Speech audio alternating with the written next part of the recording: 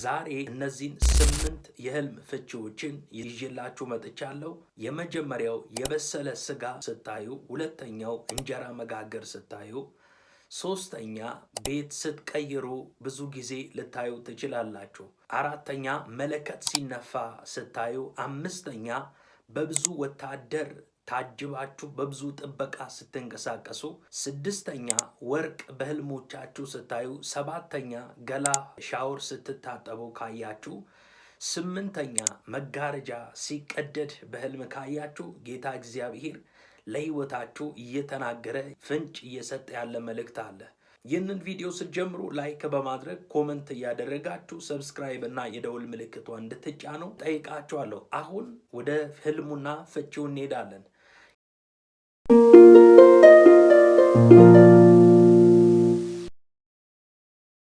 የመጀመሪያው የበሰለ ስጋ ካየን እግዚአብሔርን ብሎ እየተናገረ ነው። የበሰለ ስጋ ማየት እንደ ሁኔታ ወይ ብዙ ጊዜ እንደምለው እንደ አውዱ ፍቺው ሊለያይ ይችላል። ይህ ህልም በአብዛኛው ጊዜ ከበረከት ከጥንካሬና ከስኬት ጋር የተያዘ ህልም ነው። ይህንን ህልም ስታዩ የበረከትና የምስራች መልእክት እንደሆነ እየተናገራችሁ ነው። የበሰለ ስጋ በመጽሐፍ ቅዱስ ውስጥ ብዙ ጊዜ ድግስንና ደስታን ያመለክታል። በህይወታችሁ ውስጥ ትልቅ የበረከት ወቅት እየመጣ መሆኑን የሚያሳይ ህልም ነው። በህልም ያያችሁት ስጋ በሚገባ የበሰለ እና የሚጣፍጥ ከሆነ የሚመጣው ሲሳይ ወይ የሚመጣው በረከት በሰላምና በደስታ ወደ እጆቻችሁ እንደሚገባ ፍንጭ ይሰጣል። የበሰለ ስጋ ማየት መንፈሳዊ ጥንካሬና ዕውቀትን ያሳያል። ሐዋርያው ጳውሎስ ጥልቅ የሆነውን የእግዚአብሔርን ቃል ከስጋ ጋር እንዳገናኘው በአንደኛ ቆሮንቶስ ምዕራፍ 3 ቁጥር 2 ላይ ይናገራል። ገና ጽኑ መብል ለመብላት አትችሉም ነበርና ወተት ጋትኳችሁ ብሎ ይናገራል። ይሄ ጽኑ ስጋ ወይንም ጽኑ መብል እያለ ያለው አጥንት መጋጥ ወይ ስጋ መብላት እያለባችሁ ወተት ጋትኳችሁ ብሎ ለቆሮንቶስ ቤተክርስቲያን ይናገራል። የበሰለ ስጋ መብላት መንፈሳዊ ማንነታችሁ እያደገ መሆኑንና ጥልቀት ያላቸውን ሚስጥራት የመረዳት አቅም እያገኛችሁ መሆኑን የሚያመለክት ህልም ነው። የመጀመሪያው ይህ ህልም ድልንና የድካምን ውጤት ያመለክታል። ለረጅም ጊዜ ዋጋ ስትከፍሉበት የነበረው ነገር አሁን ለፍሬ መብቃቱን ያሳያል። ስጋ መብላት የድል ማብሰሪያ ተደርጎ ሊወሰድ ይችላል። እንደ ስጋው አይነት የሚለዋወጡ ትርጉሞችን ልንገራችሁ። የበግ ስጋ እና የበሬ ስጋ ፍቺው አንድ ላይሆን ይችላል። የበግ ስጋ መብላት ትህትናን፣ ንጽህናን እና መለኮታዊ ጥበቃ እንደሆነ ያሳያል። የበሬ ስጋ ስትበሉ ካያችሁ ጥንካሬን፣ ብልጽግናን እና የስራ ውጤትን የሚያመለክት ህልም ነው። ከልክ ያለፈ ስጋ መብላት አንዳንዴ በስጋዊ ፍላጎት መሸፈንን ሊያሳይ ስለሚችል ሚዛናዊ መሆን እንዳለባችሁ እግዚአብሔር እየነገራችሁ ነው። የበሰበሰ ወይም ያልበሰለ ጥሬ ስጋ ካያችሁ ይህንን ህልም ባያችሁ ጊዜ ጥንቃቄ የሚሻ ህልም ነው።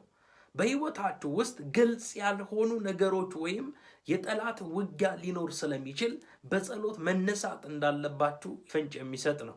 ሁለተኛ ደግሞ እንጀራ እየጋገራችሁ ልታዩ ትችላላችሁ። ይህ ህልም የበረከት መሰረት የሚጣልበትን ሁኔታ የሚያሳይ ምልክት ነው። እንጀራ በመጽሐፍ ቅዱስ ውስጥ የህይወት የበረከት እና የቤተሰብ አንድነትን መግለጫ እንደሆነ ይፈታል። ይህንን ህልም ስንፈታው የመጀመሪያው የሥራ ውጤትና የብልጽግና ምልክት ነው። መጋገር ዝግጅትን፣ ጥረትንና ትዕግስትን ይጠይቃል። በህይወታችሁ ውስጥ የደከማችሁበት ነገር ሊበስል ወይም ለፍሬ ሊበቃ መሆኑን ያሳያል። እግዚአብሔር ለስራችሁ፣ እግዚአብሔር ለአገልግሎታችሁ በረከትን እንደሚሰጥና የድካማችሁን ፍሬ እንደምትበሉ የሚያሳይ ብስራት ወይም የምስራች መልእክት ነው። ሌላው ደግሞ የቤተሰብ ኃላፊነትና እንክብካቤ ነው። እንጀራ መጋገር ብዙ ጊዜ ሌሎችን የመመገብና የመንከባከብ ምልክት ነው። እናንተ ለቤተሰባችሁ ወይም ለብዙ ሰዎች መጠጊያና መጋቢ እንደምትሆኑ የሚያሳይ ህልም ነው። በቤታችሁ ውስጥ በረከት እንደሚትረፈረፍና ለእናንተ ብቻ ሳይሆን ለሌሎቹም እንደሚተርፍ የሚጠቁም ህልም ነው። ይህ ህልም መንፈሳዊ ዝግጅትና የሰላም ምልክት ነው። እንጀራው በሚያምር ቦታ ሲበስል ማየት መንፈሳዊ ሕይወታችሁ የተረጋጋ መሆኑንና ከጌታ ጋር ያላችሁ ግንኙነት ፍሬያማ መሆኑን ያሳያል። የቤታችሁ ሰላም እንደሚጠበቅ የሚገልጽ መለኮታዊ ማረጋገጫ ሊሆን ይችላል። ለስላሳና ነጭ እንጀራ መጋገር ንጹህ በረከት፣ ደስታ፣ የምስራች ወደ ቤታችሁ እንደሚገባ ይናገራል። በጣም ብዙ እንጀራ ስትጋግሩ ካያችሁ የንግድ ስኬት፣ የሀብት መገለጫ እንደሆነ ያመለክታል። እንጀራው ቢቃጠል ወይም ባይበስል በስራችሁ ወይም በእቅዳችሁ ላይ ጥንቃቄና ትዕግስት እንደሚያስፈልጋችሁ የሚሰጥ የማስጠንቀቂያ መልእክት ነው። ለድሆች እንጀራ መጋገር ጌታ በአንተ በኩል ለብዙዎች እንደሚተርፍና ልዩ የጸጋ ስጦታ እንዳለ የሚያሳይ ህልም ነው። ሶስተኛው ህልም ደግሞ ቤት መቀየር። ቤት ስትቀይሩ ስታዩ እግዚአብሔር ምን እያላችሁ ነው? ቤት መቀየር እጅግ ወሳኝና መሰረታዊ የሆነ የህይወት ለውጥን የሚያመለክት ምልክት ነው። ቤት በህልም ስታዩ የሰውን ማንነት፣ መንፈሳዊ ሁኔታ፣ ቤተሰብን ወይም የህይወት ምዕራፍን ይወክላል። አዲስ ቤት ስትቀይሩ ማለት አዲስ ምዕራፍ እግዚአብሔር እያመጣላችሁ እንደሆነ ፍንጭ ይሰጣል። ቤት መቀየር ከአሮጌውና ከለመዳችሁት ነገር ወጥታችሁ ወደ አዲስ ነገር መሸጋገራችሁን ያሳያል። ይህ ህልም ጌታ አሮጌው ምዕራፍ ዘግቶ አዲስ ምዕራፍ እየከፈተላችሁ እንደሆነ የሚያሳይ ህልም ነው። በአገልግሎታችሁ፣ በትዳራችሁ፣ በስራችሁ የሚመጣውን ትልቅ ለውጥ ሊያሳይ የሚችል ህልም ነው። ሌላው ደግሞ ህልሙን ስታዩ መንፈሳዊ እድገትና ከፍታን ያሳያል። መንፈስ ዓለም ከትንሽ ወደ ትልቅና ወደሚያምር ቤት መቀየር መንፈሳዊ ማንነታችሁ ያደገ መሆኑን ያሳያል። ጌታ በጸጋ በክብርና በኃላፊነት ከፍ እያደረጋችሁ መሆኑን የሚያመለክት ህልም ነው። በጸሎት ህይወታችሁ ውስጥ አዲስ ጥልቀት እያገኛችሁ መሆኑን የሚጠቁም መለኮታዊ ምስክርነት ነው። ይህን ህልም ባያችሁ ጊዜ የመኖሪያ ወይም የሥራ ለውጥ እንዳለ የሚጠቁም ነው። ወደ ተሻለና ወደ አዲስ ቤት መቀየር በረከት፣ ሰላም፣ እድገት ወደ ህይወታችሁ እየመጣ ወይም እንደሚመጣ ይናገራል። ወደ አሮጌ ወይም ወደ ፈረሰ ቤት መቀየር ይህ ጥንቃቄና ጸሎት የሚያስፈልገው ህልም ነው። ወደ ኋላ መመለስን ወይም የቀድሞ ችግሮች እንደገና ሊመጡ እንደሚችሉ ስለሚያሳይ ወደ ኋላ የሚያሳስብ ህልም ነው። ቤቱን ስታጸዱ ወይም ስታድሱ ማየት ራሳችሁን ከማያስፈልጉ ልማዶች እያነጻችሁ መሆኑንና ለታላቅ በረከት ራሳችሁን እያዘጋጃችሁ መሆኑን የሚያሳይ ህልም ነው። የትኛውንም ህልም ስታዩ መጸለይና ነገሩን መቅደም ያስፈልጋል። መጽሐፍ ቅዱስ መዝሙር 127 ቁጥር 1 ላይ እግዚአብሔር ቤትን ካልሰራ ሰራተኞች በከንቱ ይደክማሉ ይላል። ህይወታችሁ በእግዚአብሔር ዓለም የተመሰረተ እንዲሆን ባያችሁ ጊዜ መጸለይ ያስፈልጋል። አራተኛው ህልም ደግሞ መለከት ሲነፋ በህልሞቻችሁ ስታዩ መለከት ሲነፋ ማየት ወይም መስማት እጅግ ከባድና ትኩረት የሚሻ ምልክት ያለው መልእክት ነው። መለከት በመጽሐፍ ቅዱስ ውስጥ ለጥሪ፣ ለጦርነት ዝግጅት፣ ለንግስና ማብሰሪያ ወይም ለታላቅ ለውጥ ያገለግላል። ይህ ህልም መለኮታዊ ጥሪና ንቃት ነው። መንቃት የሚያስፈልግ ህልም ነው። መለከት ሰዎችን ከእንቅልፋቸው ለመቀስቀስ ወይም ለአንድ ትልቅ ነገር እንዲዘጋጁ ለማድረግ መለከት ይነፋል። በህይወታችሁ ውስጥ መንፈሳዊ ንቃት የሚያስፈልግበት ወቅት ላይ መሆናችሁን የሚያሳይ ህልም ነው። ጌታ ወደ ልዩ አገልግሎት፣ ወደ ጸሎት ወይም የህይወት ለውጥ እየጠራችሁ እንደሆነ የሚጠቁም ንቁ የሚል መልእክት አለው። ይህ ህልም የምስራችና የድል ማብሰሪያ ነው። በጥንት ጊዜ ንጉሥ ሲነግስ ወይም ድል ሲገኝ መለከት ይነፋ ነበር። በህይወታችሁ ውስጥ ትልቅ የምስራች እንደምትሰሙ፣ የገጠማችሁ ፈተናዎች ድል እንደምታደርጉና የክብር ቀናችሁ መቃረቡን የሚያሳይ የሚሰጥ ነው። መለከት በህልሞቻችሁ መስማት ወይም ማየት ማስጠንቀቂያ መልእክት ሊሆን ይችላል። መሳፍንት ምዕራፍ 7 ቁጥር 20 ላይ ሲናገር ሦስቱም ወገኖች ቀንደ መለከቶችን ነፉ፣ ማሰሮችንም ሰበሩ፣ በግራ እጃቸው ችቦችን በቀኝ እጃቸውን ቀንደ መለከቶችን ይዘው እየነፉ የእግዚአብሔርና የጌዲዮን ሰልፍ ብለው ጮሁ ይላል። ጌዲዮን ከሚዲያም ጋር እግዚአብሔር ሚዲያምን እንዳንድ ሰው አሳልፌ እሰጣለሁ ካለ በኋላ ወደ ወንዝ ዳርቻ ወስዶ 300 አድርጎ በሶስት ወገን ከፈላቸው። እነዚህ ሶስቱም ወገኖች ቀንደ መለከት ይዘዋል፣ ችቦ ይዘዋል፣ ማሰሮ ይዘዋል። ጠላቶቻቸውን ለማሸነፍ እግዚአብሔር እንዲያደርጉ ያደረገው አንደኛ ያን ስራውን እንዲሰብሩ ነው። ሁለተኛና ሶስተኛ መለከት እየነፉ ቀኛቸው በግራ እጃቸው የያዙትን ችቦ ማንደድ ነው። መለከቱን በነፉ ጊዜ እግዚአብሔር በጠላቶቻቸው ላይ ድብቅ ጦር እንዳስነሳ ይናገራል።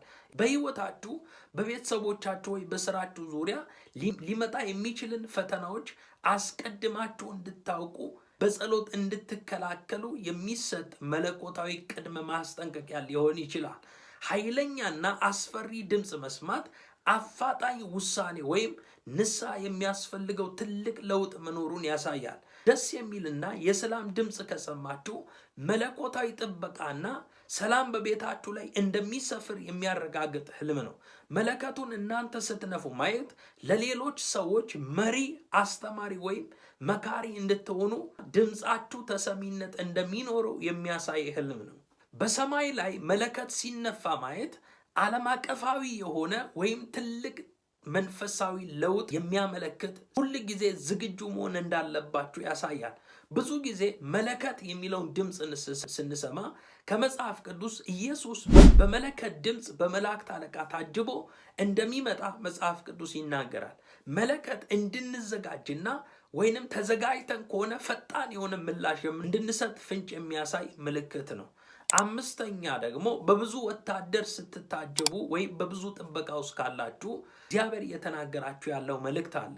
በብዙ ወታደሮች መታጀብ ወይም መሄድ እጅግ ታላቅ የሆነ የጥበቃ የክብርና የመለኮታዊ ድጋፍ ምልክት ነው። ወታደሮች በህልም ውስጥ ኃይልን፣ ጥበቃንና ስልጣንን ይወክላሉ። ወታደሮች ሰላምን የመጠበቅና ጠላትን የመከላከል ኃላፊነት አለባቸው። እግዚአብሔር በመንፈሳዊ ዓለም ውስጥ መላእክቱን ልኮ እየጠበቃችሁ እንደሆነ የሚያሳይ መልእክት ነው። በማታውቁት ወይም በምታውቁት ጠላት ላይ ድል እንዳላችሁና ምንም አይነት ጉዳት እንደማይደርስባችሁ የሚያረጋግጥ የሰላም ምልክት ነው። ነገሥት ላይ ኤልሳ በጠላት ወታደሮች በተከበበ ጊዜ እግዚአብሔር በዙሪያው የእሳት ሰረገላና መላእክት ሰማያዊ ወታደሮች ልኮ ጠብቆታል። እግዚአብሔር እየጠበቃቸው እንዳለ ከሚመጣው ከጠላት ጦር እየጠበቃቸው እንዳለ ፍንጭ የሚሰጥ ህልም ነው። በወታደር መታጀብ ከፍ ያለ ስልጣንና ክብር ሊሆን ይችላል። ታላላቅ መሪዎች ወይ ነገስታቶች በወታደር ታጅበው ይሄዳሉ። በህይወታችሁ ውስጥ ትልቅ የክብር ደረጃ ላይ እንደምትደርሱ የሚያሳይ ህልም ነው። በስራችሁ፣ በቤተሰቦቻችሁ ወይም በአገልግሎታችሁ፣ በማህበራዊ ህይወታችሁ ተሰሚነት ያለው ስልጣን ወይም ኃላፊነት እንደሚሰጣችሁ የሚጠቁም መለኮታዊ ሹመት ሊሆን ይችላል። ህልሙ ለትልቅ ዓላማ ማዘጋጀት ነው። ወታደሮች ለዘመቻ ወይም ለትልቅ ስራ ይንቀሳቀሳሉ። እግዚአብሔር ለትልቅ ስራ እያዘጋጃችሁ መሆኑን ያሳያል። እናንተ ብቻችሁን ሳትሆኑ ትልቅ ሰራዊት ወይም ኃይል ከጀርባችሁ እንዳለ በማሰብ በድፍረት ወደፊት እንድትራመዱ የሚያበረታታ መልእክት ነው። ህልሙን ስታዩ ወታደሮቹ ሰላማዊ ከሆኑ ይህ ህልም ፍጹም ጥበቃና በረከትን ያሳያል። ወታደሮቹ ነጭ ልብስ ከለበሱ እነዚህ ቅዱሳን የሰማይ ሰራዊቶች ወይም መላእክቶች እንደሆኑና በሰማያዊ ጥበቃ ስር እንደሆናችሁ ይናገራል። መጽሐፍ ቅዱስ እግዚአብሔርን በሚፈሩት ሰዎች ዙሪያ መላእክቶች ይሰፍራሉ፣ ከክፉ ነገርም ያድናቸዋል ብሎ ይናገራል። ያችሁት ወታደር እናንተን እየጠበቋችሁ ከሆነ እግዚአብሔር በሄዳችሁበት ሁሉ ምሪትና ጥቆማ እየሰጣችሁ መሰናክሎችን እንደሚያስወግድላችሁ የሚያሳይ ህልም ነው። ወታደሮቹ አስፈሪ ከሆኑ ይህ ምናልባት በመንፈሳዊ ህይወታችሁ ውስጥ ጥንቃቄ እንደምታደርጉና ራሳችሁን በጸሎት እንድትጠብቁ የሚሰጥ የማስጠንቀቂያ መልእክት ሊሆን ይችላል። ስድስተኛ በህልማችሁ ወርቅ ስታዩ የእጅ ወርቅ ሊሆን ይችላል፣ የአንገት ወርቅ ሊሆን ይችላል፣ የጆሮ ወርቅ ሊሆን ይችላል። የትኛውም አይነት ወርቅ ስታዩ እግዚአብሔር እየተናገራችሁ ያለው መልእክት አለ። ወርቅ ማየት እጅግ ካሉ ታላላቅና በጎ ምልክቶች አንዱ ነው። ወርቅ የከበረ ማዕድን እንደመሆኑ መጠን መለኮታዊ ባህሪን፣ ንጽህናን፣ ከፍተኛ ክብርንና የተፈተነ እምነትን ይወክላል። የመጀመሪያው መለኮታዊ ክብርና ሞገስ ነው ወርቅ ማየት። ወርቅ መቅደስ ውስጥ የእግዚአብሔር መኖሪያ ወይም የእግዚአብሔር መገኛ ምልክት ሆኖ ያገለግላል። በሕይወታችሁ ላይ መለኮታዊ ሞገስ እንዳለ ያሳያል። ጌታ ልዩ በሆነ መንገድ ሊያከብራችሁ ስማችሁን ሊያሳድግ ወይም በሰዎች ፊት ሞገስ ሊሰጣችሁ እንደሆነ የሚጠቁም ህልም ነው። ሌላው ደግሞ ወርቅ ካያችሁ የተፈተነና የጸና እምነትን ያሳያል። መጽሐፍ ቅዱስ እምነትን በእሳት ከነጠረ ወርቅ ጋር ያመሳስለዋል። በአንደኛ ጴጥሮስ ምዕራፍ 1 ቁጥር 7 ላይ ነገር ግን በእሳት ምንም ቢፈተን ከሚጠፋው ወርቅ ይልቅ አብልጦ የሚከብር የተፈተነ እምነታችሁ ኢየሱስ ክርስቶስ ሲገለጥ ለምስጋናና ለክብር ለውዳሴ የሚገኝ ዘንድ ብሎ ይናገራል። ለምስጋናና ለክብር ለውዳሴ ይገኝ ዘንድ ካለፋችሁበት ፈተናዎችና መከራዎች በኋላ እንደ ወርቅ እንደምትወጡ ያሳያል። በሌላ ክፍል ስለ ወርቅ ሲናገር ኢዮብ ምዕራፍ 23 ቁጥር 10 ላይ የሚሄድበትን መንገድ ያውቃል፣ ከፈተነኝም በኋላ እንደ ወርቅ እወጣለሁ ይላል። ህልሙ ጥንካሬያችሁንና በመንፈሳዊ ህይወታችሁ እያገኛችሁ ያለውን ብስለት ያመለክታል። ይህ ህልም ብልጽግናና የሚያስገርም የበረከት ጉብኝት ነው። በስራችሁ፣ በንግዳችሁ፣ በአገልግሎታችሁ፣ በቤተሰቦቻችሁ ላይ ታላቅ የብልጽግናና የበረከት እንደሚመጣ ይናገራል። ይህ ምድራዊ ሀብትን ብቻ ሳይሆን የአእምሮ ሰላምን፣ መረጋጋትን፣ መንፈሳዊ ጥጋብን ይጨምራል። የወርቅ ጌጥ ሐብል ወይም ቀለበት በህልም ማየት ማድረግ ለትልቅ ኃላፊነት መታጨትን፣ ጋብቻን ወይም አዲስ የክብር ሹመት ማግኘትን ያመለክታል። ወርቅ መሬት ላይ ተጥሎ ማግኘት ካልጠበቃችሁበት አቅጣጫ የሚመጣ ታላቅ ዕድል ወይም በረከት ነው። ወርቅ ሲያንጸባርቅ ማየት ተስፋ የቆረጣችሁበት ነገር ተመልሶ ይለመልምና ብሩህ ተስፋ ከፊታችሁ እንዳለ ያሳያል። ወርቅ ሲሰጣችሁ ማየት ከእግዚአብሔር ወይም ከታላላቅ ሰዎች የሚመጣ ድጋፍና በረከት እንደሆነ ይቆጠራል። ሰባተኛ በህልም ገላን መታጠብ ወይ ሻወር መታጠብ። ገላን መታጠብ በህልም ማየት እግዚአብሔር ምን እያላችሁ ነው? ገላ መታጠብ እጅግ ጥልቅ የሆነ የንጽህና የፈውስና የአዲስ ህይወት ምልክት ነው። ውሃ በመጽሐፍ ቅዱስ ውስጥ ቆሻሻን ለማስወገድ ብቻ ሳይሆን ለቅድስናና ለበረከት ያገለግላል። ይህን ህልም ማየት መንፈሳዊ ንጽህናና ንስሐ ነው። ሰውነትን መታጠብ ከበደል ከኃጢአት ወይም ከጸጸት ህይወት የመንጻት ምልክት ነው። በህይወታችሁ ውስጥ የነበረው የጭንቀት የጥፋተኝነት ስሜት በመንፈሳዊ መቆሸሽ ያሳያል። እግዚአብሔር ልባችሁን እያጠበ መሆኑን የሚያመለክት ህልም ነው። ውሃ ስታዩ ፈውስና መታደስ ነው። በመጽሐፍ ቅዱስ ውስጥ ስለ ንዕማን ይናገራል። በሁለተኛ ነገሥት ምዕራፍ 5 ቁጥር 14 ላይ ወረደም የእግዚአብሔርም ሰው እንደተናገረው በዮርዳኖስ 7 ጊዜ ብቅ ጥልቅ አለ፣ ስጋውም እንደገና እንደ ትንሽ ብላቴና ስጋ ሆኖ ተመለሰ፣ ንጹሕም ሆነ ይላል። በዚህ ክፍል ላይ ለምጽ የነበረበት የሰራዊቶች አለቃ ንዕማን ሊፈወስ ዘንድ ወደ እስራኤል መጥቶ ኤልሳ የተናገረውን ነገር ነው የሚናገረው። 7 ጊዜ ብቅ ጥልቅ በል፣ በየት? በዮርዳኖስ ውሃ፣ ካለብህ በሽታ ካለብህ ለምጽ ነፃ ትወጣለህ አለው። በህልም መታጠብ የጤናን መመለስን፣ ሰላምን የሚያመለክት ህልም ነው። በውሃ መታጠብ ከስም ማጥፋትና ከውርደት መውጣትን ያሳያል። ሰዎች ስማችሁን ለማጥፋት ወይም መታጠብ ያንን ጥቁር ነጥብ ጌታ ጠርጎ እንደሚያስወግድላችሁና በሰዎች ፊት ክብራችሁ እንደሚመለስ፣ ሞገሳችሁ እንደሚመለስ ያሳያል። በንጹህ ውሃ መታጠብ ይህ እጅግ ድንቅ የሆነ መልካም መልእክት ሲሆን ግልጽነትን፣ ሰላምንና መለኮታዊ በረከትን ያሳያል። በቆሸሸ ወይ በደፈረሰ ውሃ መታጠብ ይህንን ህልም የጥንቃቄ መልእክት ነው።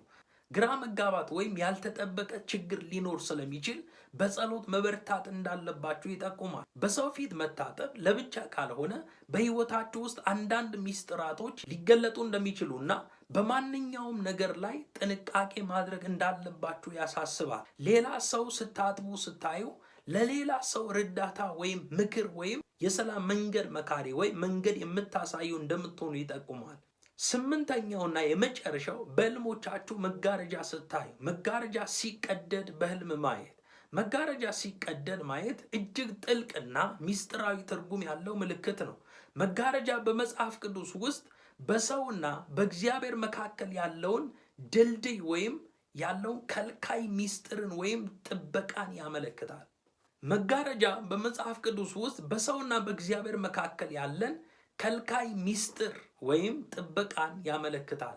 መጋረጃው ተቀደደ የሚለውን ስናስብ በመጽሐፍ ቅዱስ ላይ ጌታ ኢየሱስ ክርስቶስ በመስቀል ላይ በሞተ ጊዜ የቤተ መቅደሱ መጋረጃ ከላይ እስከታች ተቀደደ ብሎ ይናገራል።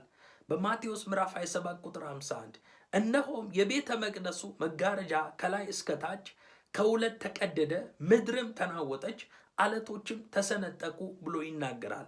ይህ የሚያሳየው በመካከል የነበረው ግድግዳን ነው የሚያሳየው። ይህ የሚያሳየው ከልካይ ወይም ግርዶሽ መወገዱን የሚያሳይ ህልም ነው። በሕይወታችሁ ውስጥ ወደ ተከለከለ ወይም ወደ ማይደረስበት ነገር፣ ለምሳሌ ወደ በረከት፣ ወደ እውቀት ወይም ወደ እግዚአብሔር መገኘት የሚወስደው መንገድ መከፈቱን የሚያመለክት ፍንጭ የሚሰጥ ነው። መጋረጃ መቀደድ ማየት ሚስጥር መገለጥ፣ ተሸፍኖ የነበረ እውነት ወይም ሚስጥር ለብቻችሁ ሊገልጥላችሁ እንደሚችል የሚያሳይ መልእክት ነው። ህልሙ ከእስራት ወይም ከጭቆና መውጣትን ያሳያል። መጋረጃ አንዳንዴ ሰውን ከመንፈሳዊ ነገር የሚለይ ወይም እይታ የሚጋርድ ነገር ሊሆን ይችላል። በህልም መጋረጃ ሲቀደድ በሕይወታችሁ ላይ የነበረው የመሸፈን ወይም የመሰወር መንፈስ ወይም እድገታችሁን የጋረደው ኃይል መወገዱን ያሳያል። ከጨለማ ወደ ብርሃን መውጣታችሁን የሚያመለክት ህልም ነው። ቤት ውስጥ ያለ መጋረጃ ሲቀደድ ስታዩ በቤታችሁ ወይም በቤተሰቦቻችሁ ውስጥ ተደብቆ የነበረው ነገር መገለጡን፣ መውጣቱን ወይም በቤተሰብ መካከል የነበረውን መለያየት መወገዱን ሊያሳይ ይችላል። የቤተ ክርስቲያን መጋረጃ ሲቀደድ ታላቅ መንፈሳዊ መነቃቃትና ከእግዚአብሔር ጋር አዲስ ግንኙነት እንደምትጀምሩ የሚያሳይ መልእክት ነው። መጋረጃው እናንተ ስትቀዱ ማየት በድፍረትና በቆራጥነት መሰናክሎችን ጥሳችሁ ለማለፍ እየሞከራችሁ እንደሆነና እንደሚሳካላችሁ የሚጠቁም ህልም ነው።